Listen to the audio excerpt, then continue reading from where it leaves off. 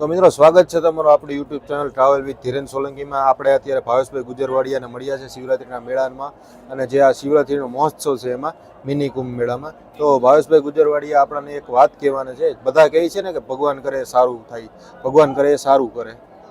એના ઉપર એક આ ભાવેશભાઈ ગુજરવાડિયા એક આપણને વાત અને વાર્તા કહેવાના છે. તો આપણે ભાવેશભાઈ ગુજરવાડિયા પાસેથી એ વાત આપણે સાંભળીએ.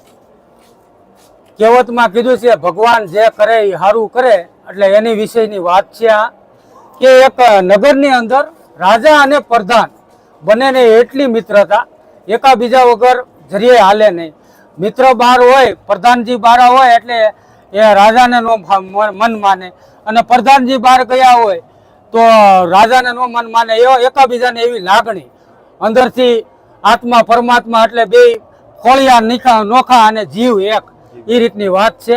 એટલે રાજા ને પ્રધાન બંને શિકાર માટે ગયા, મધ જંગલની અંદર શિકાર કરવા ગયા. એમાં રાજાને ખાપો વાગ્યો પગની અંદર ખાપો વાગ્યો એટલે લોહી લુહાણનું પાટોડું ભરાઈ ગયું. અને પ્રધાનજીને કહે છે કે પાટો તો બાંધ હવે, કે તો પાટો બાંધતો પ્રધાનજીથી મહર થઈ ગયું. એ કે ભગવાન કરે એ સારું કરે કે.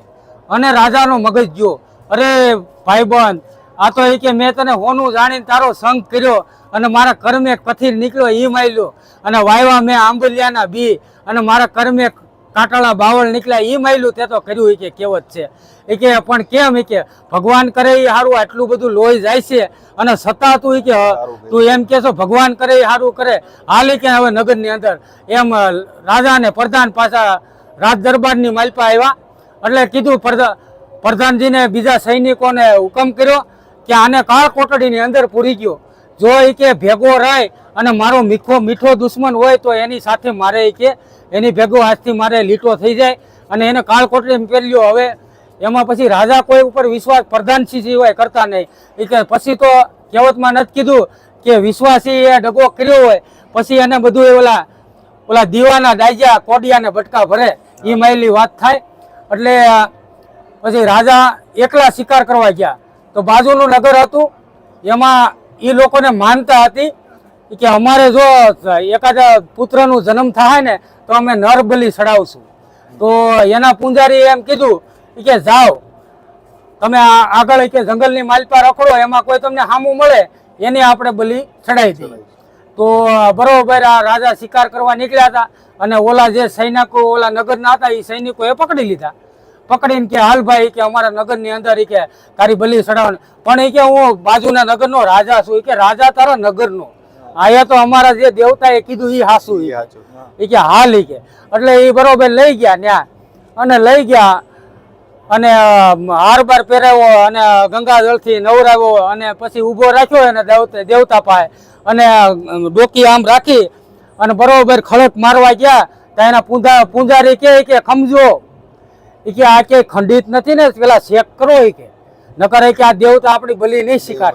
એટલે જોયું તા તો શરીરની અંદર બધી જોયું, ને પગે આ પાટો શેનો છે બરોબર આમ ખોલ્યું તા તો આવડું બધું ખારું હતું. ઓહો આ તો ખંડિત છે, અને એ કે મૂક્યાવો પાછો જ્યાં લીધો ને, એ કે આની બલી ન શિકારે. એટલે એમ કરીને રાજા મહેલમાં આવ્યા.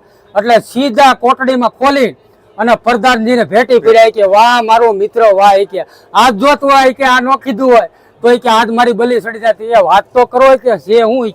એ કે બાજુના નગરમાં હું અટવાઈ ગયો. કે મને પકડીને લઈ ગયા, મારી બલી દેવાના હતા. ત્યાં આ વાગ્યું ન હોત તો મારી બલી દઈ દેતી. જે વાગ્યું ન હોત તો મારી બલી દઈ દેત. અને એ કે આ વાગ્યું તે કીધું તું ભગવાન કરે એ સારું કરે, એટલે કે આ વાગ્યું તું એમાં હું બસી ગયો.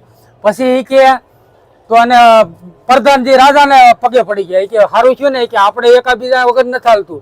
જો એ કે તો તમને તો વાગ્યું તું, તમે ખંડિતમાં જાત, અને હું તો હાજે ઓરો હતો, ભલી મારી સડી જાત, તો આપણી દોસ્તી તૂટી જાય. આપણે કે બેમાંથી એક ઓછો થાય. એટલે ભગવાન પરમાત્મા જે કરે એ સારું કરે.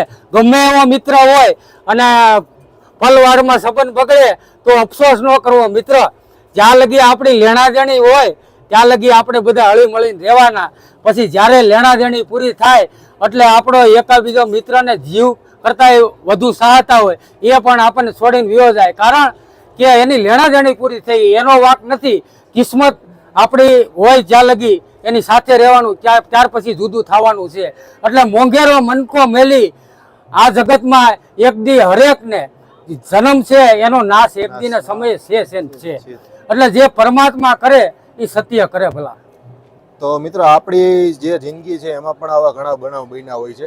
જેમ કે કોઈ બસમાં આપણે જવાનું હોય ને બસમાં આપણે થોડાક મોડા થઈ જાય ને પછી આપણે એવો સમાચાર આવે કે બસનું એક્સિડન્ટ થઈ ગયું, તો આપણે ઘણીવાર આપણે કોસતા હોય કે ભગવાન મારી યારે કેમ આવું કરે છે. અને જ્યારે એ બનાવ વિશે આપણને ખબર પડે કે એ બસમાં આપણે જવા નહોતું એમાં એક્સિડન્ટ થયું, તો આપણને ત્યારે આપણે ખુશ થાય છે ને કે ભગવાન જે કરે છે એ સારું કરે છે. એટલે ભાવેશભાઈની વાત ઉપરથી મને એવો એક પ્રસંગ યાદ આવી ગયો. તો મિત્રો હવે આપણે આગળ જે ભાવેશભાઈ છે તેમની પાછળથી જે છંદ અને દોહા છે ગિરનાર વિશે અને જે અહીંના મહાશિવરાત્રિના મેળા વિશે છે એ આપણે સાંભળવાના છીએ. કટ કરીને ત્યાંથી